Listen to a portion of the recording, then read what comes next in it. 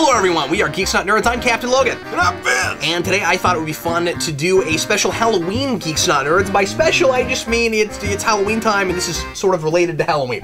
That's the specialness of this Halloween Halloweeny one. Geeks Not Nerds. Yes, indeed. And Vince doesn't know what the topic is yet. I thought it would be fun to spring it on him, because I think this is going to be something that Vince is going to... Because it's like Halloween, they jump out at you, right? I think Vince will have a lot to say about this topic, and I kind of wanted to get his immediate gut reactions. So I'm going to go ahead and throw it at him.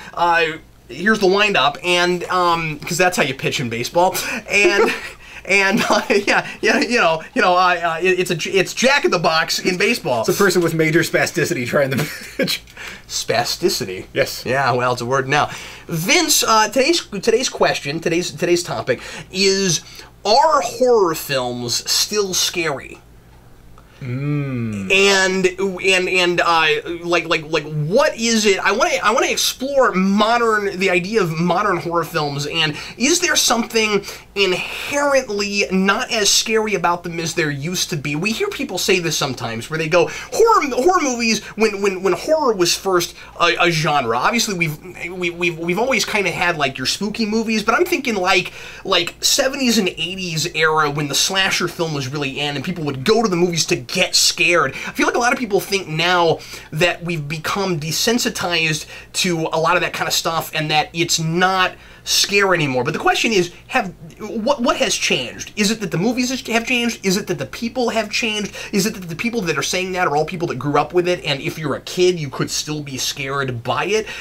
What does it take in 2014 to be scared by a film? To some extent, I would say they're still scary, but I would say that they're more uncomfortable nowadays. Is it almost like awkward comedy?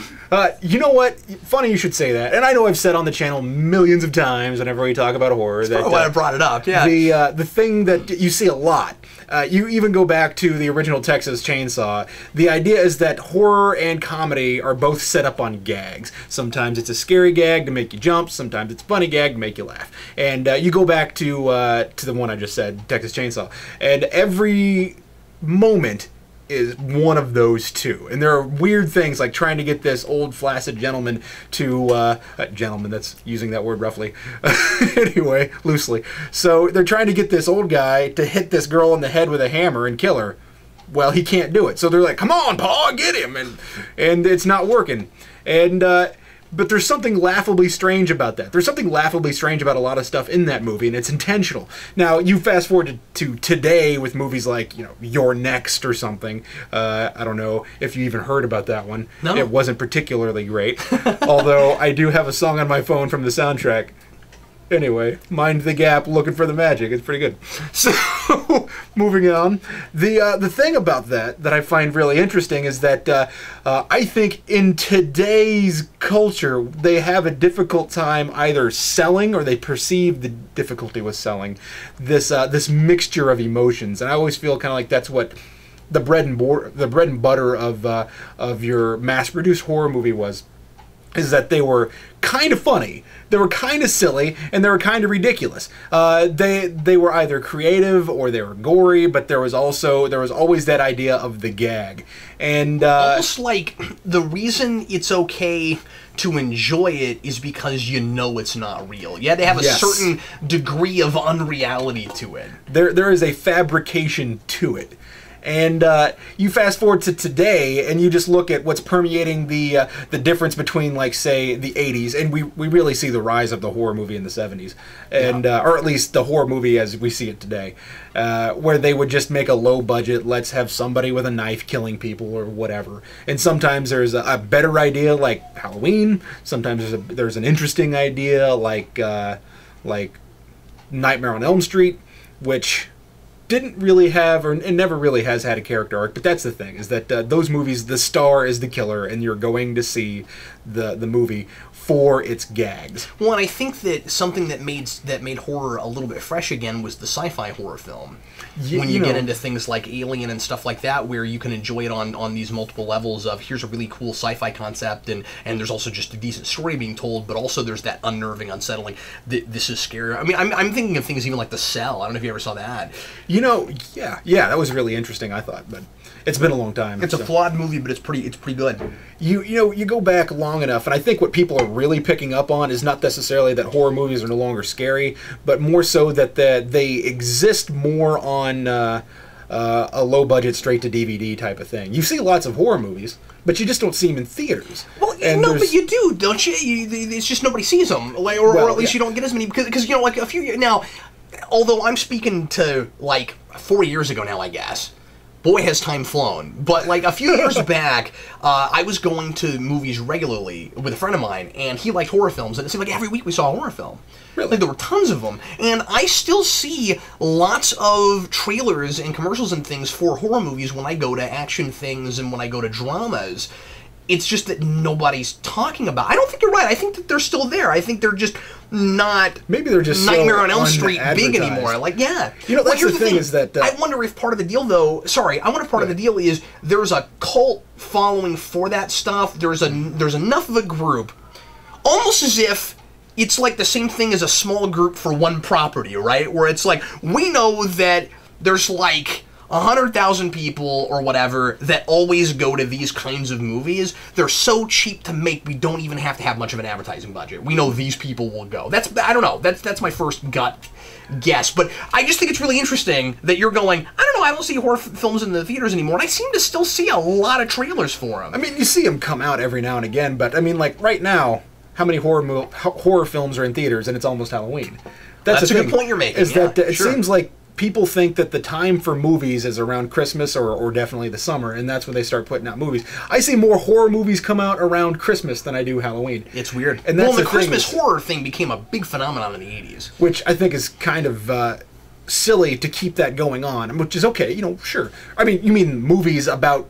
horror movies about Christmas. Yeah, that's a good point. I'm just saying that was a thing. Well, because there's a juxtaposition that's immediately kind of enticing if you're trying to be scared. And I guess that's what I wanted to primarily focus on was what does it take to actually be scared by a movie? I feel like. And has it changed? I guess that's primarily what I'm interested in trying to figure out. I feel like what we have is this kind of like this micro division of everything where it's no longer a horror movie, it's a suspense film.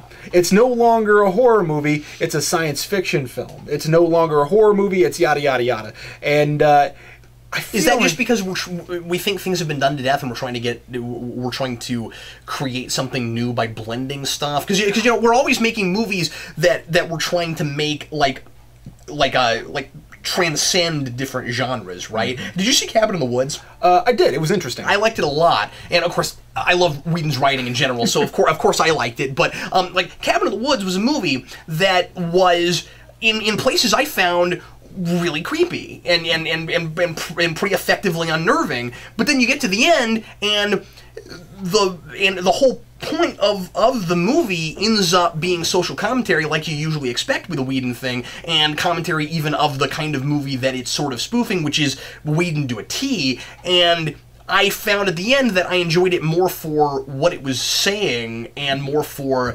what it was kind of doing character-wise than I did for its horror stuff, and all that kind of became trappings. And I find that, now I'm not a big horror guy in the first place, so take this with a grain of salt, but I find that, like, when I was a kid, I would watch horror films because I wanted to be scared. It was like, I want to see what I can take. I have not had that experience in a long time, and when I watch horror things now, like, I'm watching Constantine and really liking it. The pilot just came out, I thought it was really solid, but I'm not liking it because it has horror elements. That's the trappings, that's the that's the background, that's the foundation of it, and then the character stuff's what I'm really interested in that. Is it because I'm 30? Is that why I don't go into movies to be scared anymore? Or is it because I'm desensitized? Or is it because movies now are no longer scary? I still think that we get scary stuff. And that's the thing, though, is that I feel like when we see these micro divisions into things like, Cabin in the Woods, and there's a lot of people who are like, it's not a horror movie. I'm like, well, no, it kind of is. And that's the thing, though, is that... no, the right way to put that is it's not just a horror movie. Yeah, I mean, that's the thing, though, is that it can be defined as a horror movie. And I don't think that... I think the big thing that people are missing out on, and I think this kind of started with the slasher pick, was that they started taking the psychological freakiness out of things. They started saying, well, we can make this slasher movie, which is scary because this could happen. A guy has a chainsaw, blah, blah, blah. And then as the years go by, you take that psychological grip that it has on you, and you just loosen it, and it just becomes theater of attractions, and then all it is gore. And then you go to something like Fangoria, and every page is just a splash page of nasty crap, and or this thing's coming out on DVD next month. Great. But the way that almost implies that for a movie to be that for a horror film to be worthwhile and to be legitimately scary, it must be psychological thriller. I think that it needs to have some kind of grounding. Let me suggest this. I don't know that they all have to be a psych. Now, that's my favorite kind, right?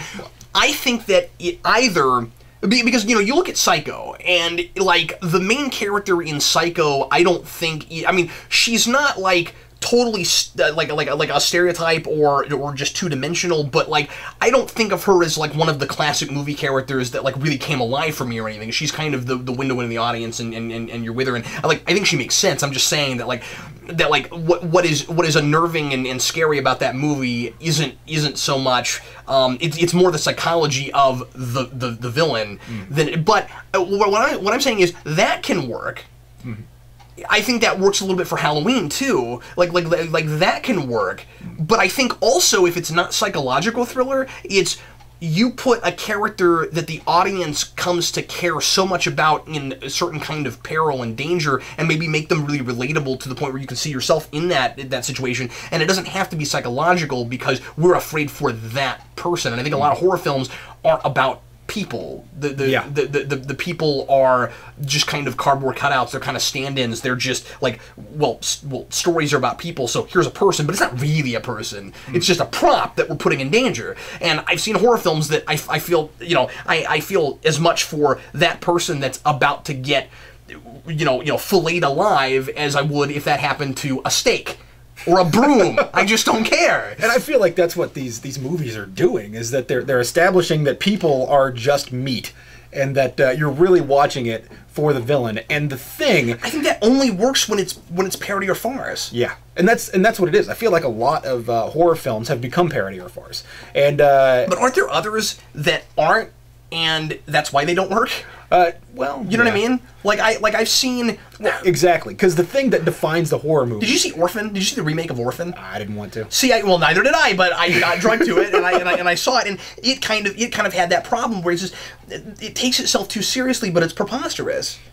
I think I've been using this phrase a lot lately because it's just preposterous. That too, self-aware. Once because I talk a lot about intent with movies, and if a movie, I'm not saying that a movie knowing what it does and doing that automatically makes it a good movie, because sometimes what it's doing is just like lame or pointless, or why would you want to do that? I have not seen this movie, but like for instance, when I say that, people tend to go Centipede. Human Centipede. Oh, yeah. Stuff like that. Okay, that movie probably knows what it is, but should it have been made, right? Yeah. That kind of thing. But I'm just saying that, I think that science of it doesn't even make sense.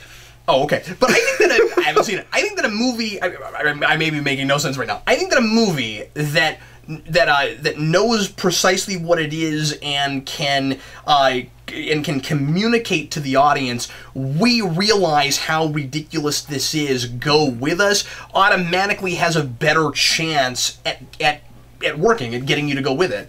And that's what the farcical horror film makes so much sense, is because they have a conceit for you to kind of follow it along. But when they don't have this self-awareness, the movie is strictly gore. And I feel like that's what we have nowadays. And it's not. And I feel like you're right to some extent about the desensitization thing, because we're so used to seeing blood and gore that when we see these movies that don't have a psychological grip on you, and I'm not saying that it has to be a psychological movie, but it needs to have some kind of grip on you if it's going to be legitimately scary, as opposed to kind of funny. The way to have that grip is by giving me a character I care about. Yeah. That's what I always say, but stories are about people. What? Do you really want a movie to be too, and we've all seen this if we've actually taking the time to sit through movies like what you're talking about. You don't want a horror film to be 2 hours of the tunnel from Charlie and the Chocolate Factory, or Willy Wonka and the Chocolate Factory, right?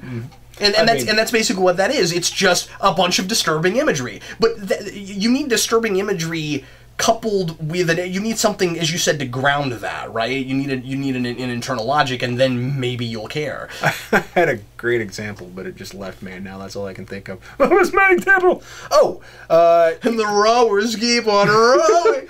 You look at some of these older slasher movies, which I feel like are good examples of having that grip on you, because it's early on enough that you don't just think of these people as meat, and you don't have these preconceptions of what their archetypes are so much. Well, you might if you watch them now. Well, yeah, if you watch them now. But if you go back and you look at what made them work, one of the things that made Halloween work was this kind of concept of whether or not there was such a thing as true evil, or whether or not Michael Myers was just mentally disturbed. And there are characters in the movie that are saying, well, he was in an asylum, blah, blah, blah, and then you see the guy that was working with him is like, no, this guy's pure evil. I've never seen anything quite like this. And there's interesting things like that. And then that's backed up by the fact that he won't die. Yeah. And I think another thing that makes Halloween work is that the fact that he won't die is left completely mysterious and totally ambiguous, but is a major element of the story. It isn't just it's there and it's there so that he can come back for sequels.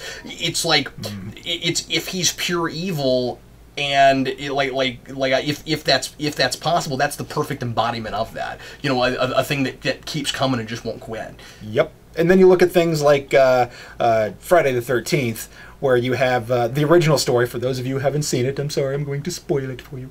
The Friday the 13th, the original killer was the mother of Jason Voorhees, not actually Jason Voorhees. Yeah. And that's what's interesting about that movie, is that there's cause and effect. And she's not immortal, she is a disturbed person. And then you get to later movies and it's Jason Voorhees back from the dead killing people, and that's all it is. Yeah. It's just murder. And you know what? If I want to see murder, I'll watch the news. I don't need to see it played out. I mean, that's one of the reasons that... well, sometimes it can be effective. It just depends on what we're talking about. But if that's all it is... And that's the thing, is that I can't... You know, I said something similar to this when I reviewed Kick-Ass, where I was like, there's a certain degree when I'm watching a movie like that where I'm going, I don't know if I should be enjoying this as much as I am. What does it say about me, or what does it say about the movie? You know, like kudos to you for making me enjoy a thing. I feel like this should be repellent, so there must be something there because I'm enjoying it, and I don't want to think I'm a monster. You know what I mean? For enjoying it. So if you're watching a movie that is just people hitting each other with hammers. Making that movie. That's all it is. And they're just, and it's not a Mario adaptation, it's just people hitting each other with hammers, then go, what is there? And if you are enjoying that, what does it say about you? You see what I'm saying? So there has to be something more to it for us to be able to live with ourselves enjoying it, I think. That's why when people go, and to each his own, I guess, but that's when people say, oh man, I sure hope this horror movie is like really, really brutal. I'm like, that's what you go to movies for? Yeah. It's like what are we in Rome watching lions eat Christians? Like, what are we doing, you know? That's a terrific analogy. You look at, let's talk about like some divisions here real quick. So you can have the farcical movie. And just let me put a pin in this so that we don't forget it. Okay. And then I want to talk again about desensitization and stuff, because that's the last point we haven't touched on nearly enough. Go ahead. You look at the farcical movie, which I think plays on desensitization because it is using your ability to not care about these people as much. But it's also, or it's using that so that you can kind of laugh at something that's surreal. Well, it's making blood slapstick is what it is. Yes. And then you look at a character study, like, and I've said this a million times, but like American Psycho or Henry Portrait of a Serial Killer. And to some extent, American Psycho is also memorized kind of all your lines. Yeah. And these movies are really digging into a character psychology and letting you look at that person for all of the fearsomeness that is inside that movie and all the horror. And then you have movies that are kind of a horror setting, which have an overarching theme, and that's what really drives it. And a lot of the time, I would say that horror movies that do this are melodramas. And you look at something like Texas Chainsaw, where it's about big business versus small business, and about the misfortune of the little guy. That's the idea, is that you drive by these big butcher shops. It's a parable. Yep. You drive by these big butcher shops at the beginning of the movie, and then you get to these this insane family who has basically been rendered irrelevant as a result of these big butcher shops. I don't know what you call the factories that are butcheries. Yes, butcheries, right next to the hatcheries, where we have the chickens, and then we go take them to the butchery right next door. So you get, I guess, beef plant. That's what we're going to call it. Anyway, it's just a meatpacking plant, is it not? Yeah, that's it. Yeah. Meatpacking plant. There you go. But or a butcher shop. Anyway, these small town butcher shops, they butchery. I'm proud of that. Vince, we need to move on and get past all this debauchery, okay? But, and then also, one that I've always kind of liked, and I'm going to talk about the remake even for a second. You look at something like Nightmare on Elm Street, which is about parents not listening to children. And then you look at the remake of Nightmare on Elm Street, which is the flip side. What, nothing? Children not listening to parents. Oh, wow. Is it any good? It's, no. The reason Nightmare was ever really interesting was that it had a lot of creative kills in it. And then Nightmare 2 was ridiculous because it had almost no creative kills, and it was just Freddy terrorizing people at a picnic. But I'm oversimplifying. But then you get past that, and the idea is that each of these movies are really interesting because they are creative kills. But the first movie was the one that was really interesting because it had, or that was most interesting because it had social commentary. Social commentary. And Poltergeist was about why you shouldn't move the gravestones but not take the bodies with them. That's right. Or, just probably build elsewhere. That happens all the time. No. Obviously, can't stand in the way of progress. Yeah, obviously that was a anti-big business kind of message. Yeah. And so you get movies like this that are melodramas to some extent, and or rampant big business. But anyway, sorry, good. And I think that's kind of what's interesting is you have these three things. Now, as you said, there might be more, but these are the ones that stick out in my mind. There might be more. But let's move on to desensitization. Here's my question about that was all really good. By the way, let me ask you another question really fast. That has nothing to do with anything. We should do this off camera, but I'm going to do it right now. Death Wish, Vince. A few weeks ago, you and I were doing a GNN.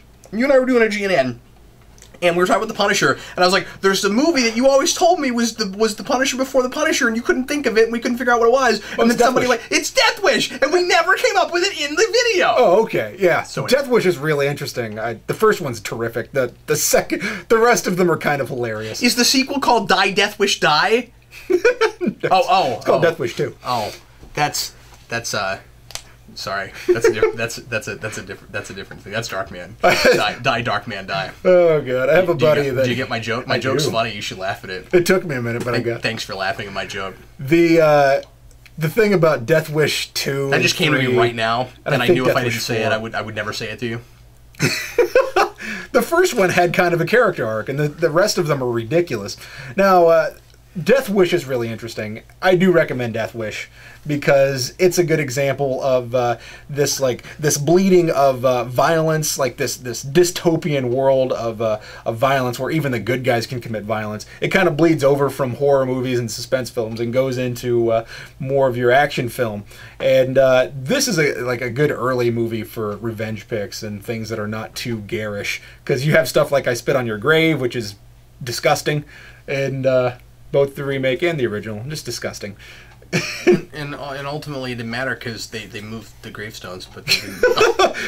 No, maybe I will say this, that I don't want to be buried. I find it hard to palate rape revenge films like I Spit on Your Grave because it's just such a disgusting concept anyway. Yeah, and I think it's hard to make that anything like tasteful and funny. In fact, maybe it's impossible. So then if you go the other way and you just make it like a really disturbing, unsettling movie, you have to almost go realistic, or at least this is what my instincts tell me. You have to almost go realistic and make it about the awful horribleness of that and make it not a pleasant experience at all, right? Like that's exactly what they did, and I mean, especially with the original, it's kind of get foggy on the second one. That was Henry Portrait of the Serial Killer too. You know, I mean, only that one was really good because it was a character study as opposed to just rape then murder. It's a character study, but it's not like it's almost not an entertainment. Yeah, it's you're just watching stuff happen. But I'm glad I saw it. You know, like with Henry, it's such an interesting film.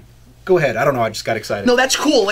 So I want to move on to rants here in a minute. So let me say my piece real fast on desensitization. And the thing is, I'm gonna kind of tack this on here and then move on. But this might be a whole video later. In fact, it might be cool to follow this up with like a second part and do desensitization later. Here's my question. I don't think we can answer this in a couple minutes, but this is my question. Going back to my initial postulation. My initial question of what makes horror films scary now, and we delved a little bit into what for us can make something scary.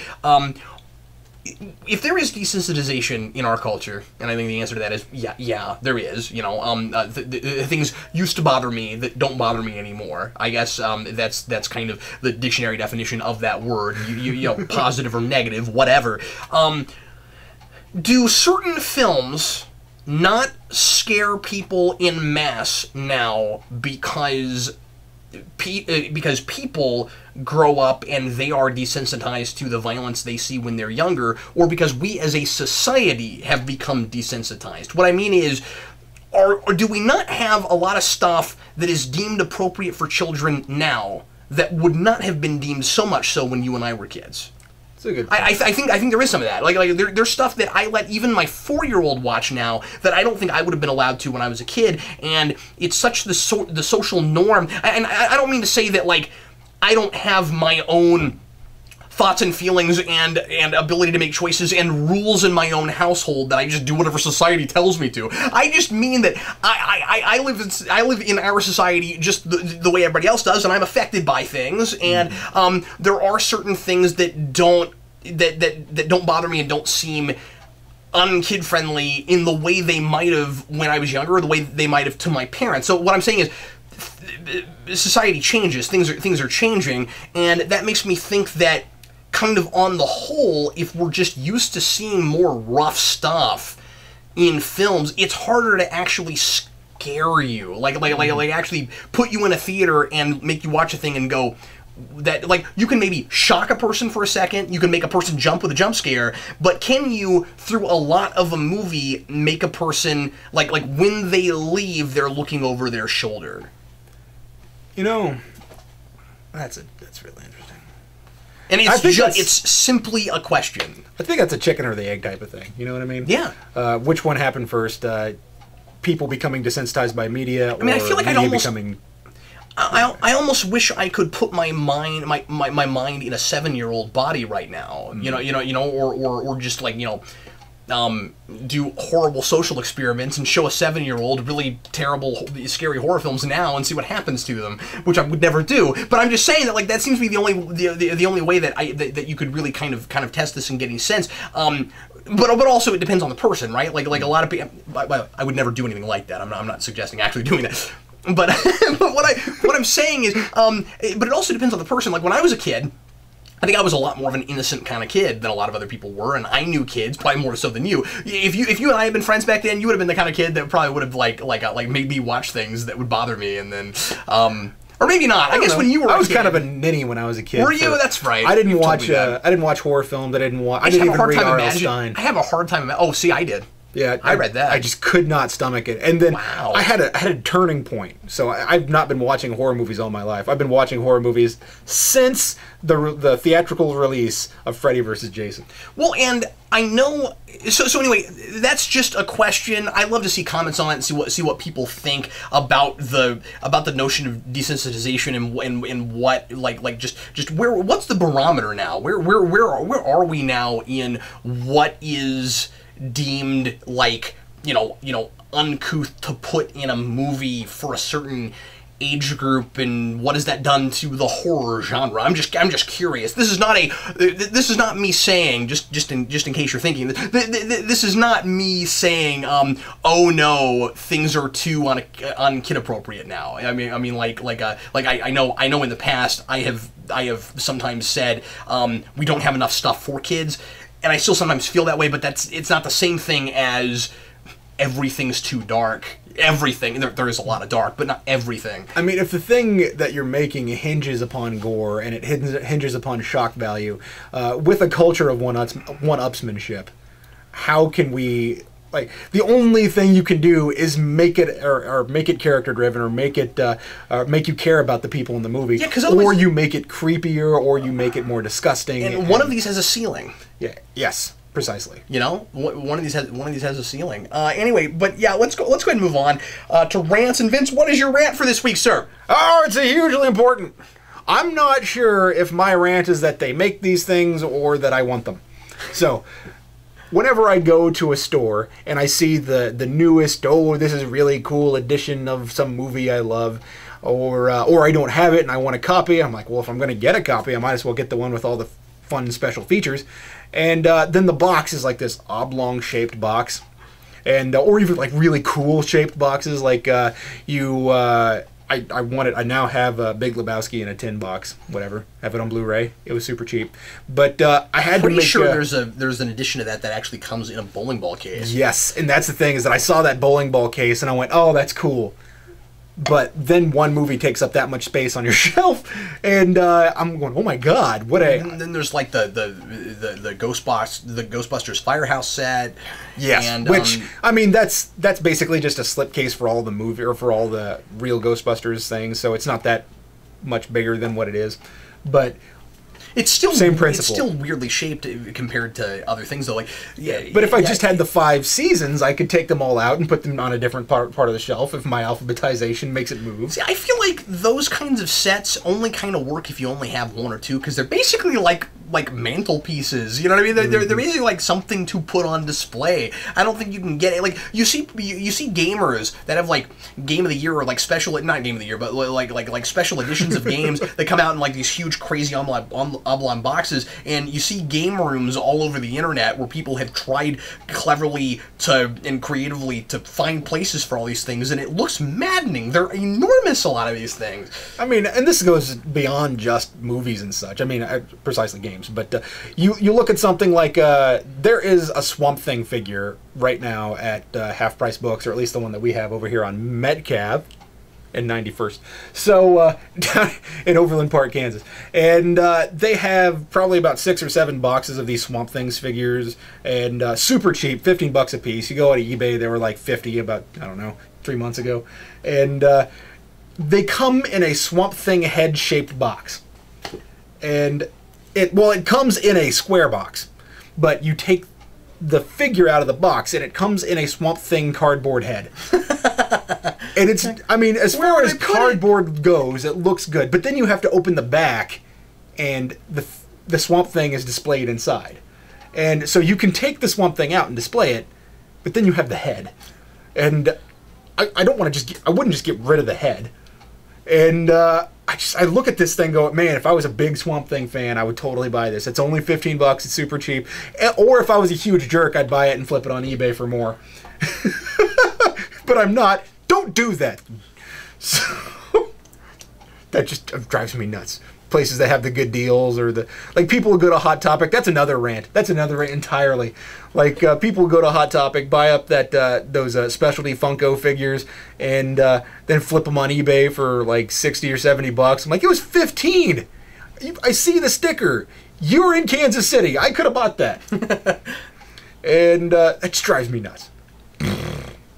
So, moving on. Well, now that you're turning into a bull or a Mack truck, it's my turn. And, so, I'm going to try not to make this a long rant, but this could honestly be a whole video. I was talking to you about this earlier, but, so, I'm a little bit worried, and this is more of a, I hope things don't go too far in this direction, kind of thing.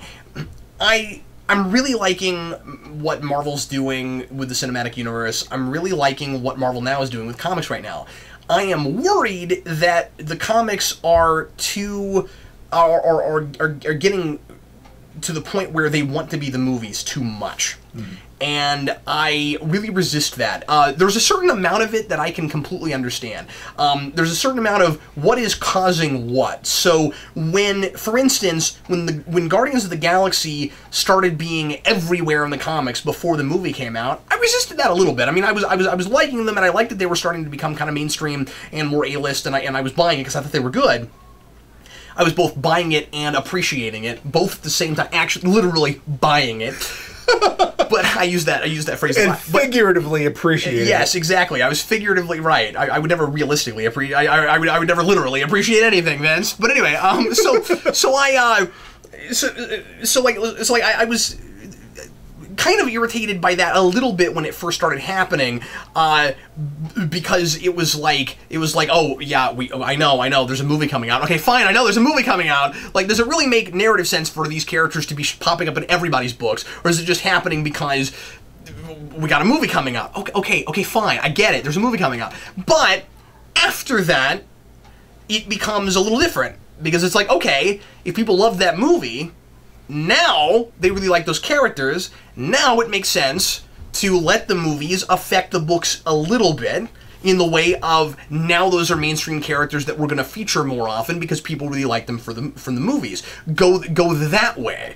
So here's the thing. What I want to see happen more often than not, and this is, I mean, like there are exceptions to this certainly. This is not a completely black and white kind of issue, but like, I want to see the comics affect the movies, and the movies only affect the comics sort of after the fact, but not have to completely change characters, unless what you had in the movie was a lot better than what you had before. I don't mind that we have...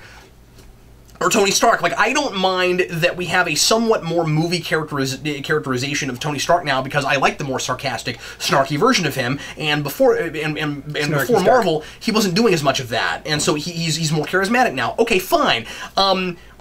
But what I don't like that I'm seeing happen right now in Axis, and I'm loving Axis. It's a really good, solid event. But what I'm resisting about Axis is that it seems to be utilizing too much of the story of Age of Ultron before that movie even comes out. Because of what it's doing with Tony Stark, and I won't get into details. I don't want to ruin anything in case you haven't started reading Axis yet. But there's a thing with Tony Stark in Axis that reminds me way too much of what I know they're doing with Ultron. And considering we just got the trailer, and like people know the basic premise of Age of Ultron and stuff, the timing seems too convenient. So it can't be a coincidence. I'm sure it's not. And if it's not a coincidence, I mean, you look at a lot of other things Marvel's doing right now, and it just seems like they're trying to make their universe feel more like the movies. And what I don't want to happen is for the comics to just become kind of a proving ground. Okay, let's try out this idea that we're already doing anyway. I mean, the movie's probably mostly in the can now. Like, you know, it's probably mostly shot. I don't know why we're doing this. Like part of it too, Vince, is I don't even understand what the reasoning, what the logic is behind it. You know, like what does advertising superhero movies by kind of doing the plots that are in the movies, and especially in the ones that haven't come out yet? It's not fully doing that, but there's enough of it that it's bugging me. In the comics, to the people that are already reading comics and are already going to these movies anyway, what is the point of that? It seems like what you're really doing is you're just making the comic book medium less valid. You're basically saying the movies are what matter, and the comics are kind of pointless, except for just a place to do $4 advertisements for our movies. Please stop doing that. There needs to be separation. If more people see the movie than read the comic books, wouldn't it make more sense to advertise the other way around? Yeah! The comics in the movie? Well, and I've said this for a long time. I still think that both Marvel and DC have this weird idea that they can get people, especially Marvel, that they can get people. No, but DC too. That they can get people to read their comics because their movies are successful. There's a little bit of that happens, but it's somewhat negligible. Like the comic industry is growing right now. It's getting it seems to be pretty healthy right now. But it's not like people are going in droves to go out and buy the comics just because they saw the movies and really liked it. Look, what's really important to me is that the really great comic stories, if we're gonna keep making this big shared universe for Marvel, get adapted so that the masses can be exposed to it in a good, solid piece. Even if it's not exactly what we had before, sometimes these things can be improved upon, and sometimes they're just gonna be different because they have a little bit less space to work with and because they're being adapted to another medium. But I'm really excited that we're getting, in Infinity Gauntlet stuff adapted to screen, because that's one of my favorite things, and I like that it's going to become more mainstream. I like that a lot, if it's good. I like that like millions of people are now going to be exposed to a story that I really love. But if you go the other way, you start stagnating storytelling. What are going to be our new modern fantastic stories to be adapted? Don't we start seeing this weird kind of circular, like I don't know, that could be really bad if too much of it happens. So I don't mean to jump the gun. I'm just saying that I'm seeing a potential. I know I'm probably sounding really paranoid right now, but I just see a. If we went too far with it, I can really see kind of the potential scary kind of endpoint. Mm-hmm. I mean, I feel like what it does is that it results in the more original stories being the movies, and then the comic books are superfluous. That's what I think. I don't know what the point of the comics are if I'm reading something too close to the movies again. You know, I think they should do. And I said it shouldn't be a proving ground. No, it should be a proving ground. We tell new, original, innovative stories in the comics, and we see if they work there, and then we adapt them. Or we go totally different directions. You know what I mean? Like what I'm loving about the movies right now with Marvel is that they are adapting stories, but they're not exactly the same. In fact, a lot of the time they're quite different. So even if you read Brubaker's Winter Soldier, it's not like you knew what was going to happen in Winter Soldier. Yeah. I almost wonder if they should like advertise some of the source material, or if they should advertise something that's adjacent to the source material that's currently out. I still cannot get my mind around the fact that we don't have Marvel comic book commercials in trailers in front of the movies. It's ridiculous. Why aren't we doing that? How much would that cost them? Yeah, I mean, just a little blurb about it. I mean, it doesn't have to be anything fancy. No, it doesn't have to be crazy. You don't have to go panel to panel. How many advertising dollars is that, really? And I mean, like, I don't know how much that would... If they're buying your movie, it makes it seem like a prerequisite to just tack that on at the beginning. I don't know how much that would really beef up the readership exactly, but right now, they think they need to sell me the movies. Clearly, I'm the guy that's already going. It doesn't make sense. Like most of the people that are reading your comic books are going to the movies. Yeah, whatever. I was going to show you my t-shirt underneath. I was going to do the same thing, but I couldn't get the button undone. I'm with you. Anyway, so that's it. I probably could have done a whole video on that, but anyway. Well, everybody, thanks a lot for watching. Sure appreciate it. Let us know what you think about today's topic. Do you find yourself scared when you go to movies anymore, or is horror now just another genre? Leave your comments. Let us know what you think, and also if there's something you'd like us to talk about in a future video, leave your comments about that as well. Or you can send us a message on Geekvolution. Go to geekvolution.com, go to the contact page, and you can send me GNN topics directly there. And I do check comments, but I will most certainly see those before anything. So anyway, thanks a bunch for watching. I am Captain Logan. And I'm Vince, reminding you to support your local comic book store and horror comics. Have an excellent, fun, safe Halloween. Thanks for watching.